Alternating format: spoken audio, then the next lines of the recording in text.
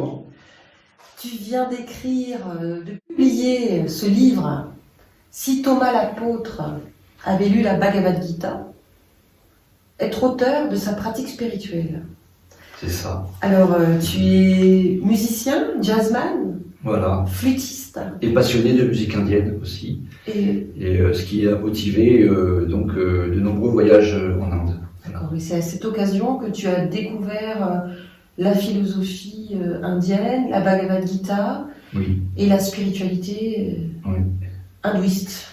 Voilà. D'accord. Ce qui t'a motivé pour écrire ce livre et réfléchir toi-même à comment forger ta propre pratique, ce que tu décris dans ce livre. Oui, on peut dire ça. On peut dire ça. D'accord. Donc dans une précédente vidéo, nous avons abordé l'intérêt de Thomas l'apôtre. Quel était le rapport de Thomas avec l'Inde en particulier, avec la spiritualité indienne, et notamment peut-être ce pont entre l'Orient et l'Occident, de cette phrase que tu cites plusieurs fois, sa propre loi d'action, même imparfaite, est préférable à la loi d'autrui parfaitement appliquée. Donc ça, on le développe entre autres dans Voilà, qui est un verset de la Bhagavad Gita. Voilà, un verset. Et ça, on le développe dans une précédente vidéo, qui est donc disponible sur ta chaîne. Et aujourd'hui, tu souhaitais aborder le sujet de la bhakti. C'est un sujet qui revient souvent dans ton livre. Oui. Alors, est-ce que tu peux nous expliquer qu'est-ce que c'est que la bhakti ? Alors, la bhakti, ou le bhakti yoga, c'est donc une forme de yoga. Yoga, ça veut dire être en union avec Dieu. Alors, il y a plusieurs manières d'atteindre l'union avec Dieu, avec le divin. Le bhakti yoga en est une. Mais rappelons quand même qu'il y a aussi le hatha yoga, c'est ce qu'on connaît le mieux, le yoga des postures, le yoga de la méditation, le raja yoga, le yoga de la réflexion, le jnana yoga qu'on peut traduire par philosophie. Et il y a donc le bhakti yoga que l'on traduit souvent par le yoga de la dévotion. Parfois aussi, on dit le yoga de l'amour. Alors, la bhakti, c'est un concept qui a eu plusieurs périodes de succès, on peut dire, dans l'histoire de l'hindouisme. Il n'a pas toujours eu la même importance. Quand on regarde les Védas, qui sont les textes anciens de l'hindouisme, on parle essentiellement de rituels. C'est-à-dire qu'on a accès au divin par l'intermédiaire du prêtre, qu'on appelle le brahman, et il va intercéder pour nous grâce à des rituels, avec la récitation de très longs textes, très durs à apprendre en sanskrit, la langue sacrée, et par donc on va dire une forme de magie, va pouvoir dialoguer avec le divin. Voilà. Mais on est obligé de passer par le brahman. La bhakti propose un accès direct, c'est-à-dire par le cœur, on peut ressentir le divin. On peut établir une relation avec Dieu. Alors ça n'a pas toujours existé dans toutes les périodes de l'hindouisme. En tout cas, ce n'est pas défendu par tous les courants de l'hindouisme. Voilà. J'imagine que les brahmanes n'ont pas forcément dû voir ça d'un très bon œil, qu'on puisse justement accéder au divin sans leur intermédiaire, puisque c'est quand même pour eux, c'était pour eux leur gagne-pain, l'occasion d'avoir un rôle, une place. Et... Oui. Alors c'est quand même un petit peu plus subtil tout de même, parce que on peut imaginer que même en faisant le rituel, le brahman doit quand même y mettre son cœur tout de même. Et puis on ne peut pas imaginer une religion sans sentiment. Mais toutefois, la bhakti a pris diverses formes.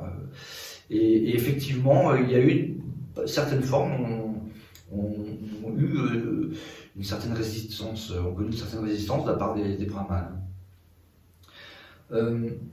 La bhakti, donc, on parle de la bhakti de manière très importante, surtout dans la Bhagavad Gita. Donc la Bhagavad Gita, c'est un chapitre d'une grande épopée, un grand livre qui s'appelle le Mahabharata. Voilà. Et il y a un moment donné, il y a un dialogue entre une divinité, enfin un roi qui se trouve être l'avatar de Vishnu, donc l'incarnation de Vishnu, et Krishna, voilà, exactement, et qui va parler avec un roi qui s'appelle Arjuna, qui est le héros, on va dire, du Mahabharata. Et ce dialogue, qui se passe juste avant une bataille, donc s'intitule la Bhagavad Gita, le chant du bienheureux. Et Krishna va faire la proposition de la bhakti. Et il va associer même ce concept de bhakti au bhakti yoga, au karma yoga. Le karma yoga, c'est le yoga de l'action. C'est-à-dire que, bien sûr, on peut pratiquer le hatha yoga, on peut faire de l'ascèse, des sacrifices, mais là, lui, ce qu'il propose, c'est vraiment d'établir une relation avec le divin directe en offrant son action. En offrant son action. Oui, c'est un concept très important. D'ailleurs, le terme sacrifice dans la Bhagavad Gita n'est pas vu dans le même sens que quand on tue un animal avec l'idée d'accepter de donner quelque chose, de se séparer de quelque chose pour obtenir autre chose. Hein. Ou comme quand on dit simplement, par exemple, quand on joue aux échecs, on parle du sacrifice de la dame, quand on accepte de perdre cette pièce, la pièce la plus forte du jeu, et parce qu'on se dit, on va la perdre, mais ça va créer un mouvement qui va nous permettre une stratégie qui va nous amener à la victoire. Là, on n'est pas du tout là. Sacrifier, c'est vraiment rendre sacré. C'est-à-dire, c'est le contraire de banaliser. Voilà. Et plutôt que d'agir dans sa vie comme ça, sans avoir trop conscience de ce qu'on fait, on donne de l'importance à ce qu'on fait, on le sacralise. Et l'idée, c'est de rendre sacré tout ce qu'on fait dans la vie. Et tout ce qu'on fait dans la vie est une occasion de se retrouver en union avec le divin. C'est la proposition de Krishna dans la Bhagavad Gita. Alors on retrouve cette notion de bhakti, on la retrouve très présente dans l'hindouisme à diverses périodes. Et entre autres, au Moyen-Âge, il va y avoir des poètes qui vont dire, le sanskrit, les textes sacrés, c'est très bien, mais nous, on ne comprend rien à ces textes. On a besoin aussi de ressentir quelque chose, de passer aussi par le sentiment. Et il va y avoir, entre autres, les Nayanars, donc au Tamil Nadu, qui vont dans le sud de l'Inde, qui vont écrire des poèmes et qui seront chantés après les rituels. C'est-à-dire qu'une fois que le brahman a fini son rituel, il y a des chanteurs il va y avoir des chanteurs professionnels, il va même y avoir une caste de chanteurs qu'on appelle les Oduvars, qui vont chanter ces textes-là. On compte 63 grands poètes tamouls qui ont chanté dans des tas de temples, et qui sont d'ailleurs représentés. Si vous allez visiter les temples en Inde, dans le sud de l'Inde, vous verrez les 63 petites statuettes alignées qui représentent ces poètes. Donc c'est dire l'importance culturelle de ces poètes. Et voilà, et donc le poème, c'est le fait de chanter et de s'adresser directement au divin, dans sa langue. C'est-à-dire que là, on ne parle plus de magie, on parle vraiment d'émotion, de sentiments. Voilà. Et puis ensuite, on connaît aussi, plutôt à la période de la Renaissance, à la fin du XVIe siècle, début du XVIe siècle, il y a par exemple Sri Chaitanya, quelqu'un donc une sorte de sage qui voyageait et puis qui dansait, qui chantait dehors dans la rue. Et c'est lui qui a inventé le célèbre mantra Hare Rama, Hare Krishna. Voilà, et puis la philosophie de Chaitanya a donné naissance à des tas de courants voilà, qu'on appelle les Vaishnavas. Et puis il y a aussi cette célèbre poétesse Mirabai, par exemple, qui écrit des poèmes, des chansons qui sont toujours chantées aujourd'hui, voilà, qu'on appelle des bhajans. Et les bhajans, ce sont aussi ces chants dévotionnels.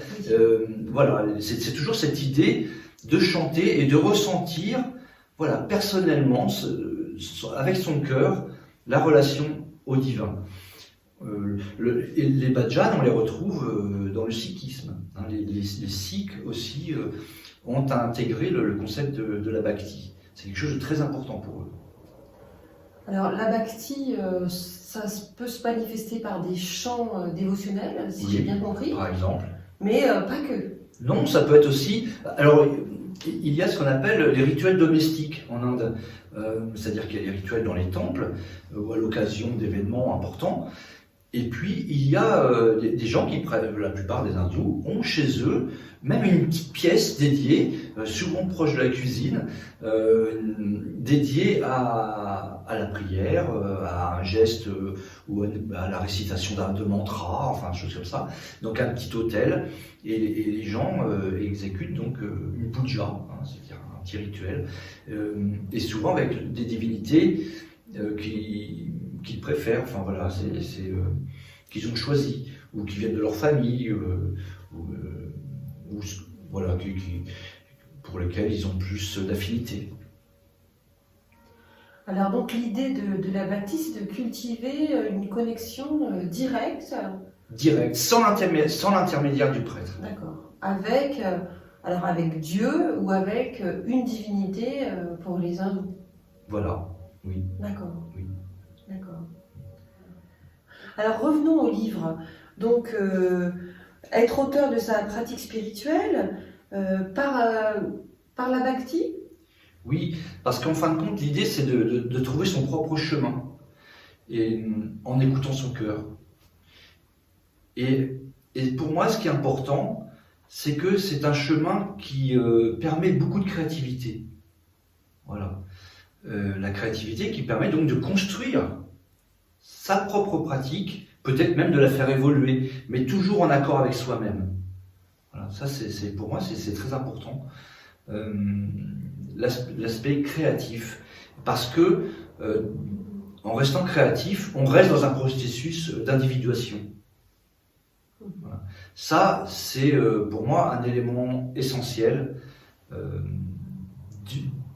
pour moi, pour ma pratique spirituelle. Voilà. Et c'est ce que je propose dans mon livre. Et c'est effectivement ce que aussi tu mets en exergue hein, dans ces fameux versets qui sont cités 2 fois dans la Bhagavad Gita, dont on a déjà parlé tout à l'heure. Sa propre loi d'action, même imparfaite, est préférable à la loi d'autrui parfaitement appliquée.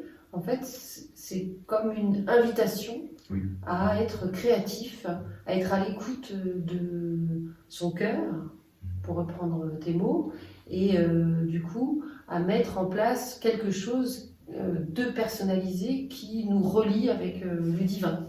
Exactement.